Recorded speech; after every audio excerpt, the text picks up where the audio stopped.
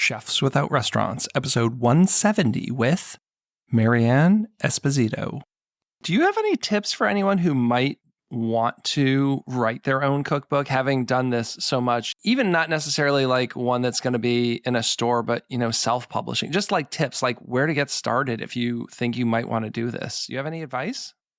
Not everybody is organized enough to write any kind of materials. They can scatter themselves here or there and everywhere. I would say you really should have a plan, have a theme. What is it that you want to say? What is the message that you're trying to get across? And then stick with that. Because if you go to a big publishing house, they often ask you, they want an overview of what you're going to do. Who's your audience? What are you going to talk about? Who knows you? Those kinds of things. But I think there is a role in self-publishing for anybody who's interested in that. And in some places you can find small publishing houses that are looking for new and different material, and you can investigate those. This is the Chefs Without Restaurants podcast with your host, Chris Spear. Each week, I'll be speaking with food entrepreneurs and people in the culinary industry. If you're interested in learning more about our organization dedicated to helping people build and grow their food businesses, look us up on the web at chefswithoutrestaurants.com and .org, and on Facebook, Instagram, and Twitter at Chefs Without Restaurants. Now, enjoy the show.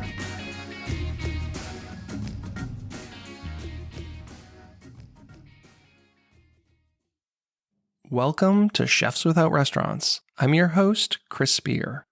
On this show, I talk to culinary entrepreneurs and people working in the food and beverage industry outside of a traditional restaurant setting.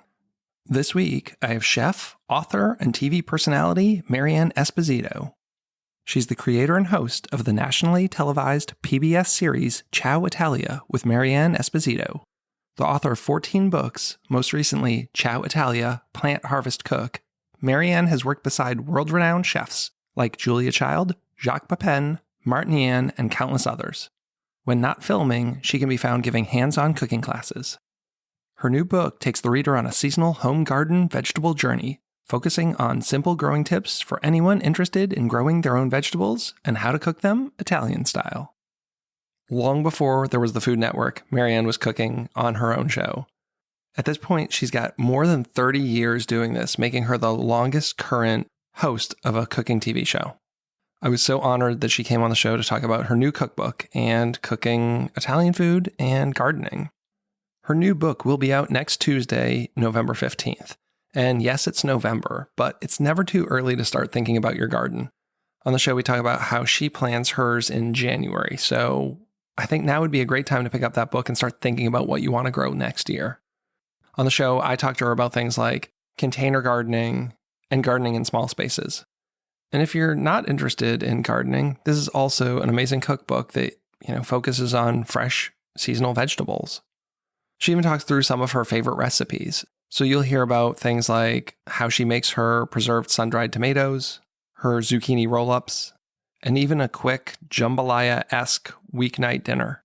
So whether you're a longtime fan of Marianne's or you're just discovering her now, I think you're going to love this show, especially if you're really into growing and cooking local seasonal produce and Italian food.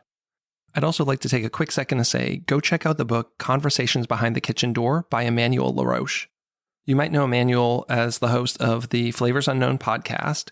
He's been a guest on this show, and I'm truly honored that I got to be a part of this book.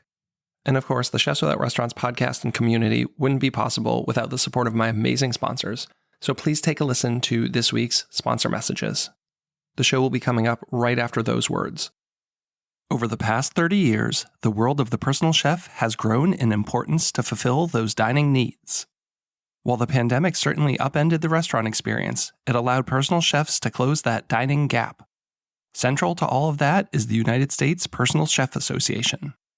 Representing nearly 1,000 chefs around the U.S. and Canada, USPCA provides a strategic backbone to those chefs that includes liability insurance, training, communications, certification, and more. It's a reassurance to consumers that the chef coming into their home is prepared to offer them an experience with their meal.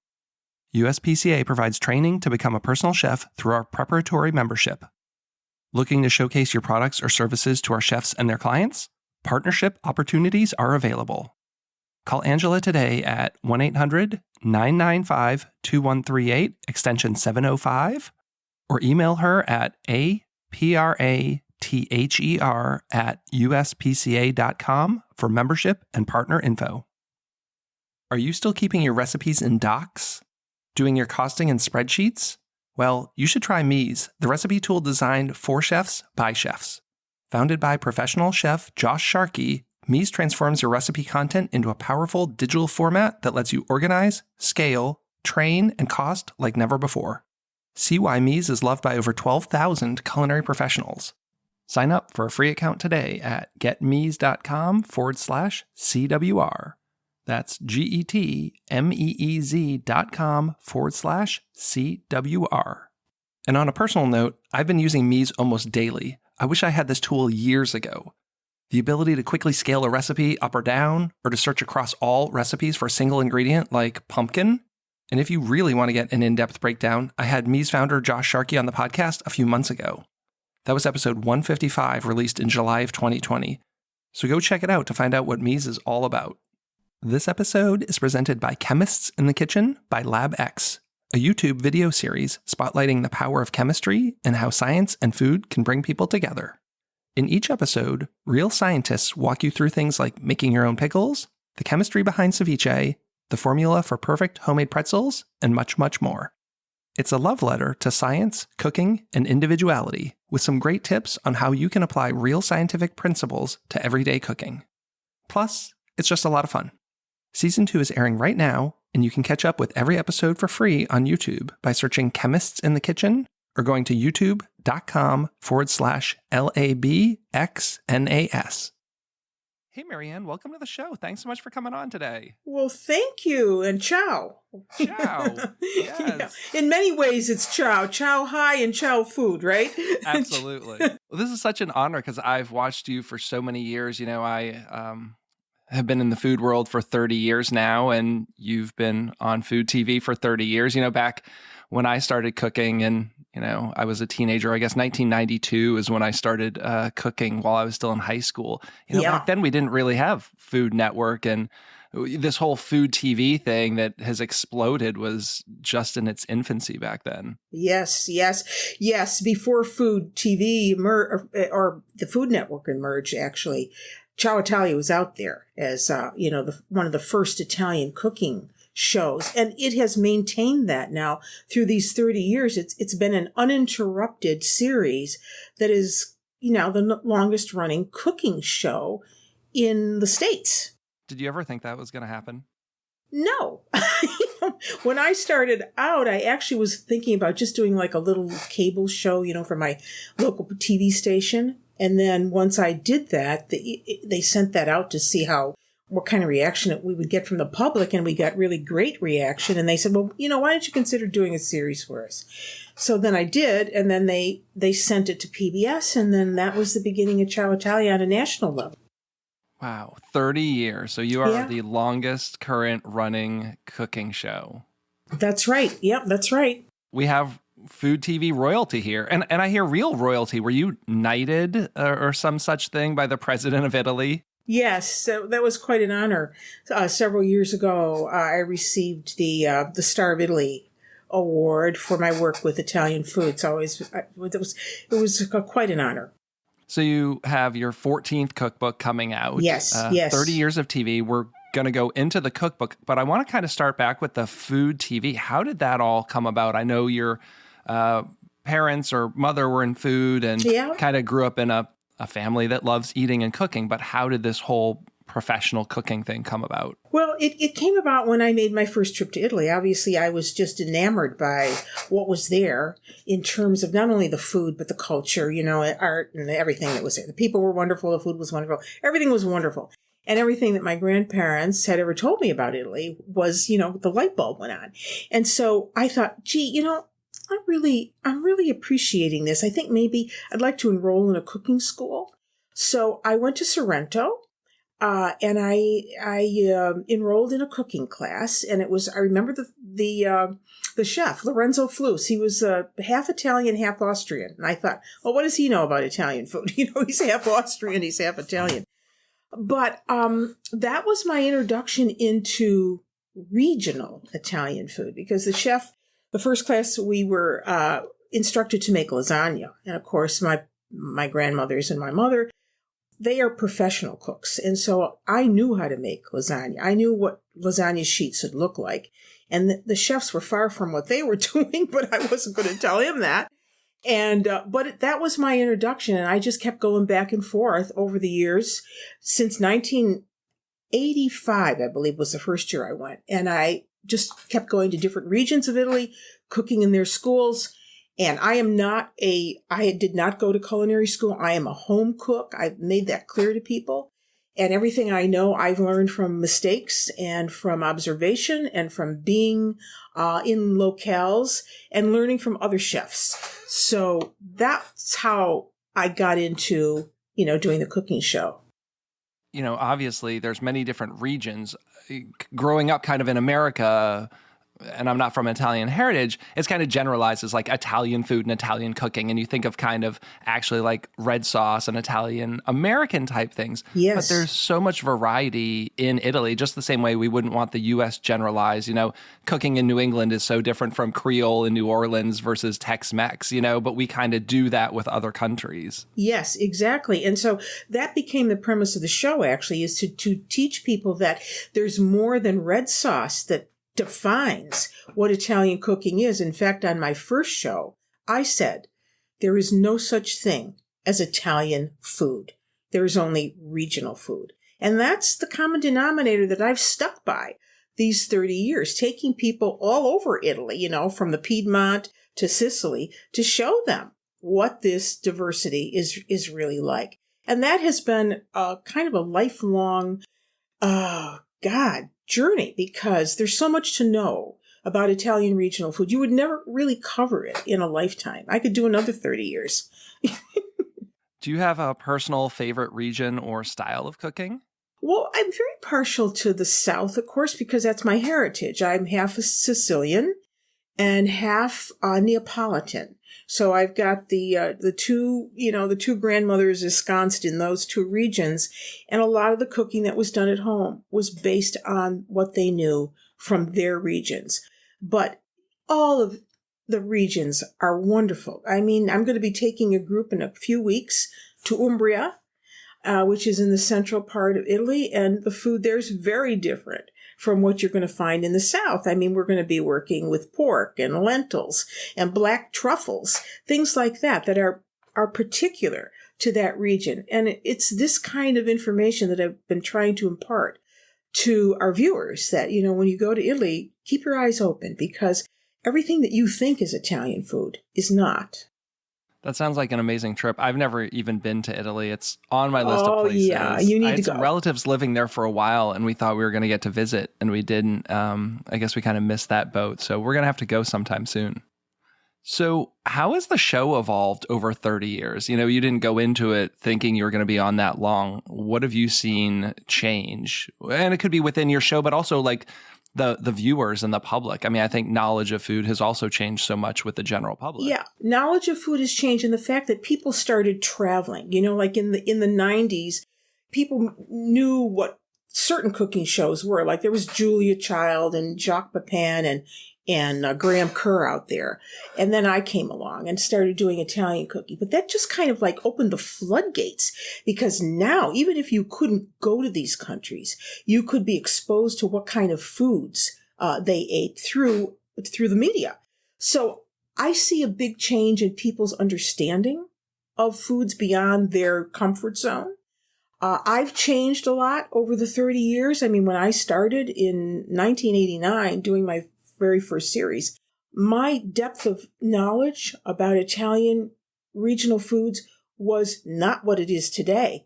So in 30 years, I have amassed a lot of information, but that's only because of research and study along the way. And I think people have a real appreciation for ethnic foods in general. But as you know, Italian food is always at the top of the list, right? You go to any city, they've got more Italian restaurants than they do French restaurants. They've got more. How did that happen? Do you have insight? Because, it's almost become Americanized. Like we don't even think of it as ethnic anymore. Right. How did that happen? Well, I think, part of it is that Italian food is so approachable. There isn't that aura of what's complicated to do. And you need special ingredients and you have to know all these techniques. Cooking Italian foods is very simple because the premise of an Italian cook is this: use quality ingredients in season and keep the treatment simple. That's it. So when someone says to me, well, what's your favorite pasta dish? And I say, oh, easy, cacio e pepe. Cacio e pepe, cheese and pepper. And they say, what? Where's the rest of the ingredients? You don't need the rest of the ingredients. That's it. These 3 ingredients are perfect for making a cacio e pepe, a classic Roman dish. So Italian food is based on that premise. And I think people understand that they don't have to fuss. They can make something that's very simple, a grilled piece of fish with a great drizzle of a good extra virgin olive oil and a squirt of lemon is really all you need. You don't have to make a complicated sauce, right? So I think it's the comfort zone too, that, oh, I can do that. And I think when people watch my program, that's what they come away with. I can find the ingredients, it's going to taste good, and I can do it. And quality is huge there because you don't have anything to hide behind. That's if you're right. Doing a dish that has 4 ingredients, you really need to nail it. You really need to nail it. Exactly. One of those ingredients is obviously produce. And this is kind of a good segue into your new book because your new book focuses on growing awesome produce to be used in Italian dishes. That's right. Ciao, Italia, plant, harvest, cook. And even if you don't plant or harvest, you can still cook from this book because there's over 120 recipes in here. But also what I do is I've selected the most popular Italian vegetables. Cauliflower, broccoli rabe, artichoke, zucchini, eggplant, tomatoes. And I've told you the story of how Italians use these vegetables and how they transform these vegetables into some classic dishes and not so classic dishes. And then the other aspect of this book is that if you want to do your own garden, you can. And I'm going to give you some simple planting tips.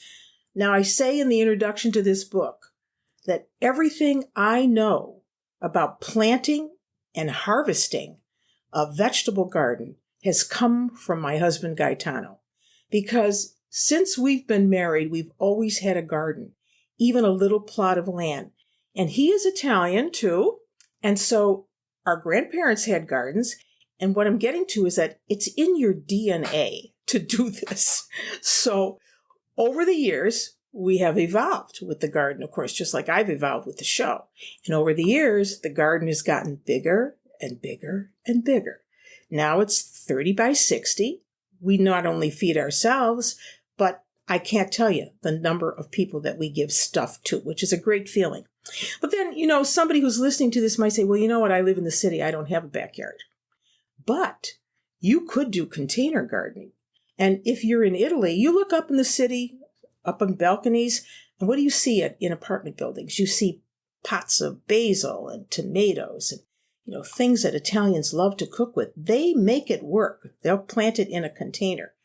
And if you even can't do that, you could always join a community garden where you live, or you could just go to your local farmer's market. There are a lot of options with cooking from this book with vegetables that you don't have to plant and harvest.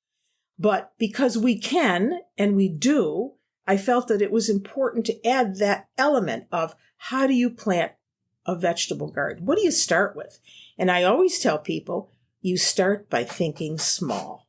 Because most people think, oh, I'm going to do a garden. And then they just have no idea what's involved in that.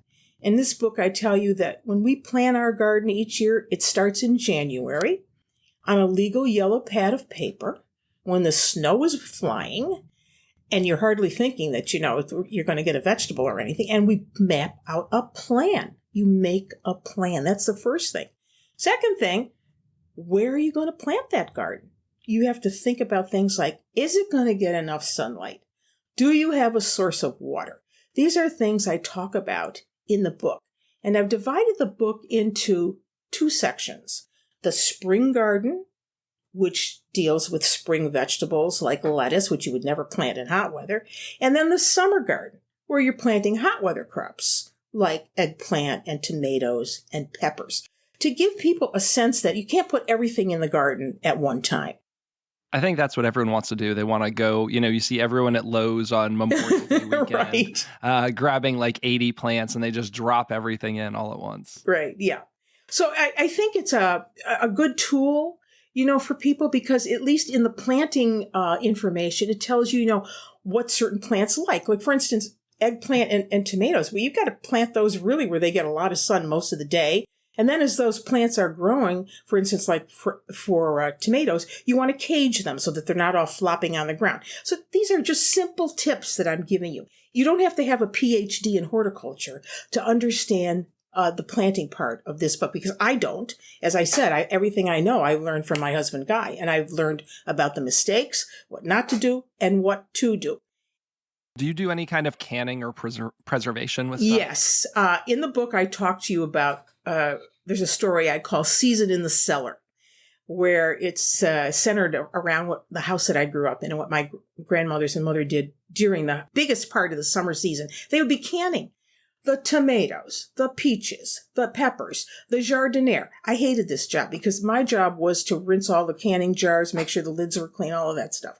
So I have said no to that. I used to do that, but I don't do that anymore.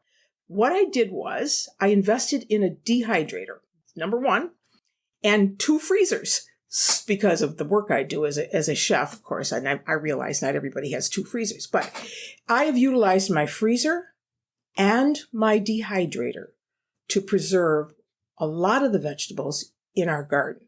So, for instance, for plum tomatoes is an example. I grow a variety called Redorta. It's an Italian variety. You can find the seeds in a garden store or online. I cut the tomatoes in half, they're washed. I cut the tomatoes in half. Then I have a dehydrator with different racks. I put the tomatoes on with the cut side down, making the racks, and then I cover it. And then I put it on low heat, and I let those tomatoes just dehydrate, get most of the moisture out, until they're bendable, almost they're to the consistency of a dried apricot. When they're at that stage, and you can find this recipe not only in the book, but also on our website, ciaoitalia.com. When they're at that state, when they're bendable and mostly dried, I put them in clean, sterilized jars, glass jars, with extra virgin olive oil, salt, whole black peppercorns. And then I make sure that I top off the jar with olive oil. You don't want any tomatoes seeping up through the oil. This is an old technique that was used in the days of ancient Rome. And then I cap them. I put them in a water bath canner, and then I just let them go for 45, 50 minutes. And then I have them all year long. And they're fabulous because it concentrates the sugar in the tomato. And in the wintertime, they're great as a sauce for a pasta or as a bruschetta. You want to make a little bread slice with some tomatoes over the top, and it just brings back a whole taste of summer in the middle of winter. And that oil's delicious, isn't it? Oh, and then you use the oil for cooking, and you can drizzle that over your crostini or whatever. And I do the same thing with eggplant. For cherry tomatoes, I just gather them from the garden, put them in plastic bags, stem them and everything. Throw them in the freezer. You want to make tomato soup? Great. You take out a bag of these frozen marbles now, and you put them in a pot. I add just a smidge of water to film the bottom, and I let those tomatoes cook down. Then I take my immersion blender, zip, zip, zip, all done, nice and pureed. Then I add whatever spices I want to add, and you have the most delicious tasting, because it's fresh tomatoes that you've captured. The best soup, and you can add things to it, like I add my Parmesan cheese rinds to it, or I'll cook some orzo or some rice, add that to it, or farro. I'll put some cooked vegetables in with it. It's fabulous. So these are several ways that you can, preserve summer's bounty. Do you feel you need to strain out seeds and skins from tomatoes when you do something like that? Because that's like a hot topic, and some people are saying, yeah, it doesn't matter, and some say, absolutely, you have to. I do it both ways. I really don't think it matters, but when I use the immersion blender, oftentimes I will then put them in a sieve, get the seeds and the skin out. That's good to know. Yeah, I have a lot of the grape tomatoes, and that's one of those things we do the same thing, is we'll just throw them in and puree them up. And again, it's time. Some days I'm just like, it tastes delicious. If you're not getting like the skin bits in your mouth or big obnoxious seeds, I just go with it. So what do you have for suggestions for container gardening? This is something I want to do more of, but I just find that I don't get the growth in my plants. Like, we have terrible soil in our backyards. It's like clay, and I've tried to do raised beds where I'm putting a ton of stuff in there and we mulch, but it just, like, that's a mess on its own with all the weeds and everything. I would love to do more containers, but when I put them in containers, I get these stunted little plants. I know you have to water them more. Do you have any tips without kind of knowing what I'm doing? Well, first of all, you want to start with really good soil in your containers. And secondly, don't use clay containers, because clay containers you will be watering every day because they dry out very easily. You can get beautiful looking containers that are, I hate to say plastic, but that's what they are. They're recycled from something else. And to me, that is really important. Plus, you want to make sure these containers have really good drainage. And even if they do, when you put your plants in here and you want to use good soil, you want to make sure that you put some pebbles or stones down around the holes, around the drainage holes, because that's going to help the water seep out through the bottom. I've never done that. Yeah, try that. You just put some stones in there, now don't block the holes, just put some stones in. And then plant your what do you want to make? What do you want to do? Tomatoes? Like tomatoes and peppers would be a great start, like putting some tomato plants and some jalapeno plants and stuff. Right. So are you starting the plants from seed?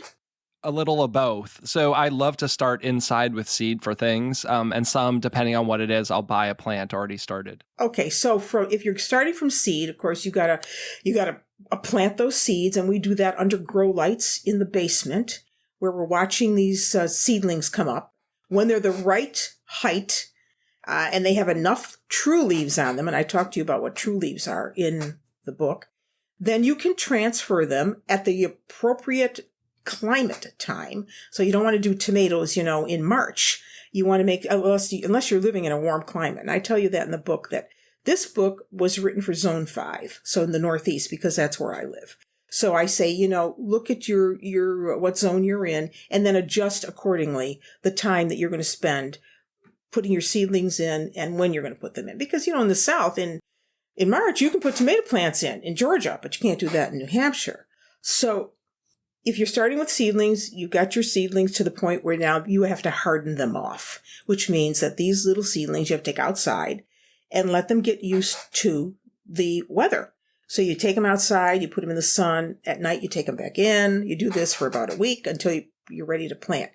Then you can put them in your container.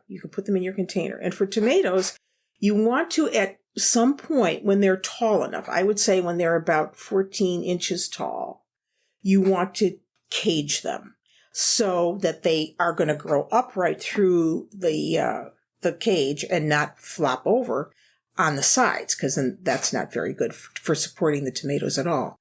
You could also grow basil. You could do cucumbers, because cucumbers you can do the climbing variety, so you could do that in a container garden. There's so many things. Herbs, all kinds of herbs can go in containers. What else?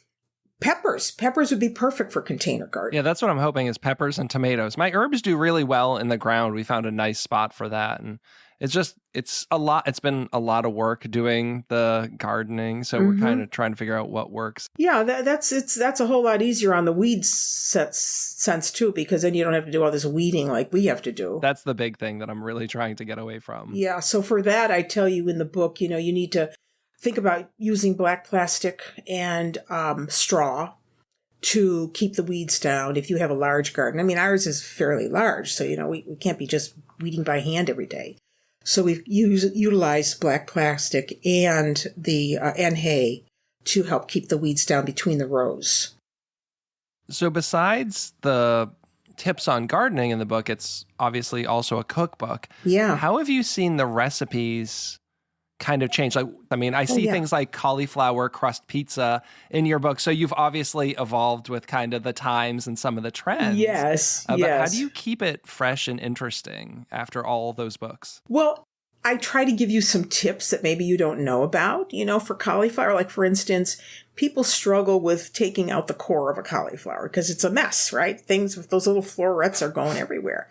So I tell you, if you just turn the cauliflower, the whole head, upside down, and you just go around the core with a knife, everything will just fall off very easily, and you'll be able to take those little florets and do whatever you want with them. The other thing is, of course, riced cauliflower, which became very popular, right? In the last 6 or 7 years, everybody's using riced cauliflower instead of rice. So, I keep ahead of these kinds of trends, and I think, well, now how can I use that to my advantage? One of the recipes that really comes to mind for this is my mother's upside down stuffed peppers. So she was very ahead of her time as well. So why make stuffed peppers right side up? Who needs to do that? Do them upside down. Why would she do them upside down? Well, because this way they don't dry out. So you would just stuff your pepper, with your meat mixture the way you would do it. Or if you're not using a meat mixture, something else. And there's a binder there that's holding that all in. When you have that pepper stuffed, you just put your hand on top. You turn it upside down into the baked dish. And you give it a drizzle of olive oil. You cover it with some foil. You bake until the peppers are starting to get soft. And you stick a knife in there and it goes in very easily. And then when you're ready to eat them, you turn the peppers right side up. You put the caps back on, which you've also cooked in the oven with the peppers upside down. And you'd be surprised how moist this is. Another little magic thing I've done for my son, Chris, who hates vegetables. I have taken zucchini and I shred the zucchini and then I put it in bags, little plastic bags, stick it in the freezer. Then when I'm making meatloaf or hamburgers or any other kind of meatball, I put the shredded zucchini in there for moisture. He has no idea that it's in there, but he loves them. So, things like that. And then one of the other things I did with zucchini just recently was I made a jelly roll with zucchini. So I took a bake sheet and lined it with parchment paper. And then I sliced rounds of zucchini, thin slices. I usually do that on a mandolin, but you could do it by hand if you know how to use a knife and cut those things very thinly. And I took these slices and I tossed them with some olive oil, some Sicilian herbs, some oregano, salt, pepper, and I laid them in a single layer, covered the pan. Then I took some eggs, like you were making scrambled eggs. I seasoned them. I poured this all over to cover the zucchini. So now I have the egg all over the zucchini. Oven's on 350. Stick it in the oven for about 12 minutes, just till those eggs are set. Then I take it out. Meanwhile, I have some prosciutto ready and some cheese. It can be any kind of cheese, a shredded cheese, a good melting cheese like a fontina. I put the ham down. I put the cheese over it. And then starting at the short end of the parchment paper, I use the paper to roll up this zucchini roll. So it looks like a jelly roll now. So I put it back in the oven. You look scared there. And I cook it for a few minutes.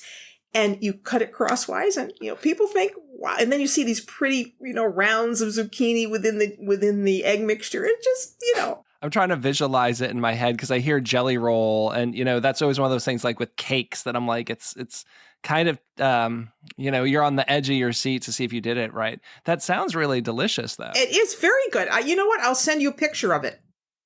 I think and with zucchini, it's one of those things in the summer that you always have so much of. If you're not growing it, someone at work or a neighbor who wants to come and drop off 5 pounds of zucchini at your house. One of the other things I did, which is kind of a little unique, is I made a tomato marmalade. I said, if you have a garden or you're going to the farmer's market or you just love tomatoes and you have a lot of them, why don't you try making this tomato marmalade, which is really great with all kinds of cheeses.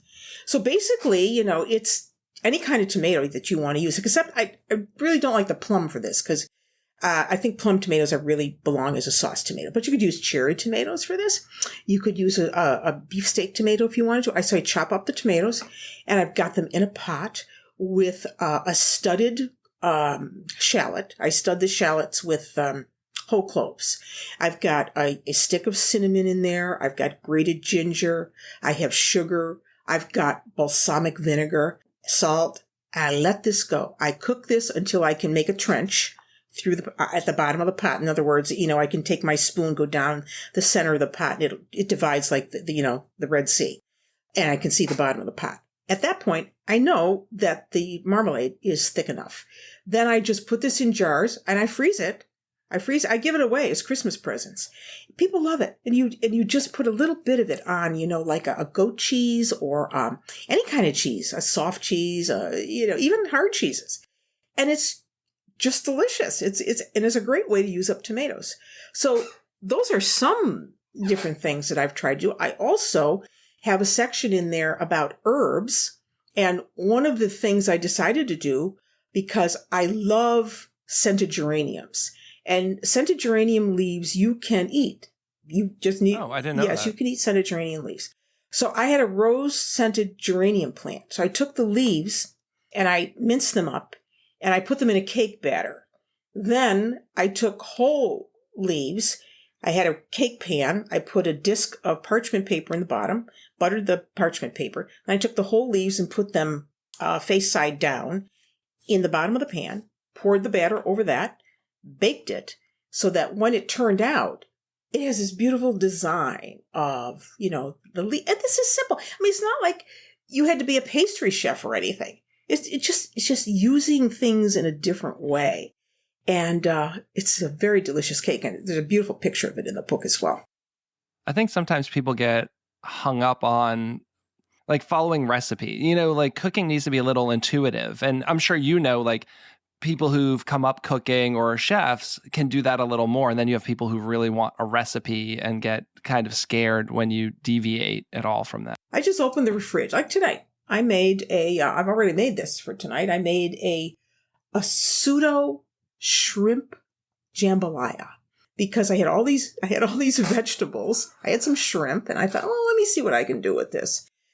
So I cut up some of these beautiful beans that we have growing in the garden. It's called the Meraviglia di Venezia. It's a yellow pole bean. It's fantastic. And it keeps on going, keeps on giving. The more you pick it, the more it comes. And it'll last way into the fall. And you can find these seeds online, Meraviglia di Venezia. And then what I did was I took a shallot. I chopped that up. I had some garlic. I had a couple zucchini that were just begging me to do something with them. I had a hot red pepper, so I used a little bit of that, and pureed tomato sauce that I had made. I added that. I let that cook with a little bit of wine, red wine vinegar, some hot red pepper flakes as well. I cooked the shrimp separately, and then I added some of the stock from the shrimp to this sauce. And now tonight I'm going to have the shrimp on top of that over some couscous.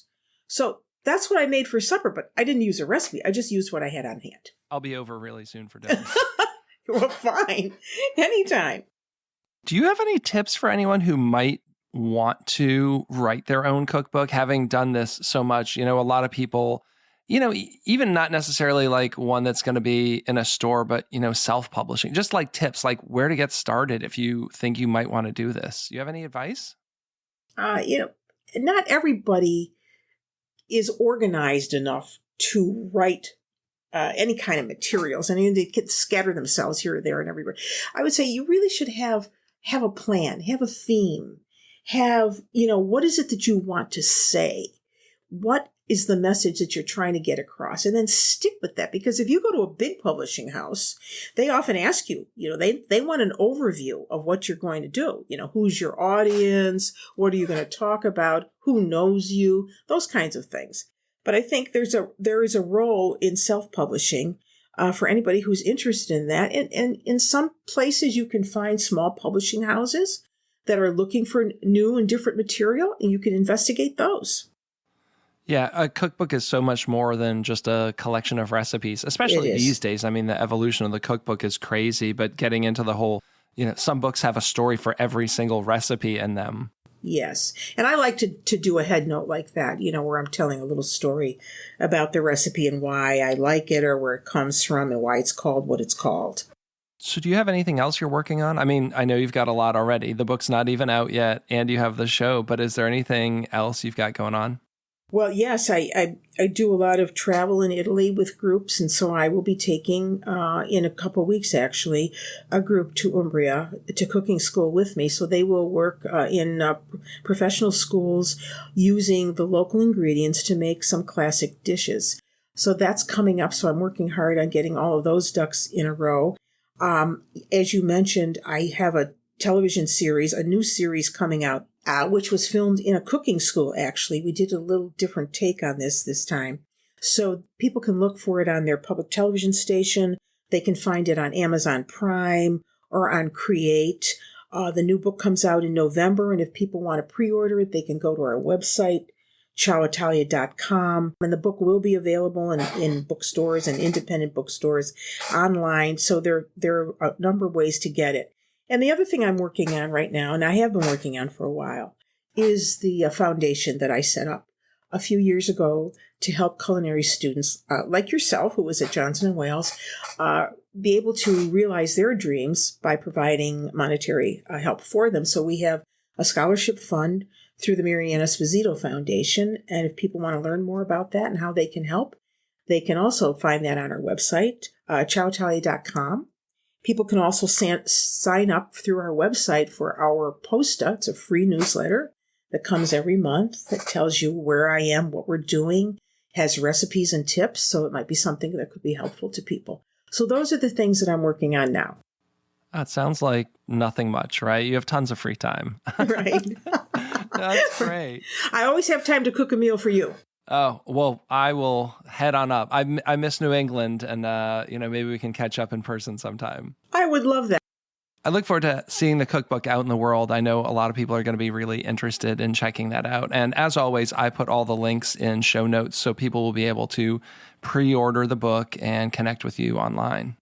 That would be wonderful. And I hope to cook for you one of these days when you're back up here in New England. So thank you so much for having me. I really appreciate it. And don't forget to plant, harvest, cook. I'm on it. I'm going to be so much more ready for next year. And to all of our listeners, this has been Chris with the Chefs Without Restaurants podcast. Go to chefswithoutrestaurants.org to find our Facebook group, mailing list, and chef database. The community's free to join. You'll get gig opportunities, advice on building and growing your business, and you'll never miss an episode of our podcast. Have a great week.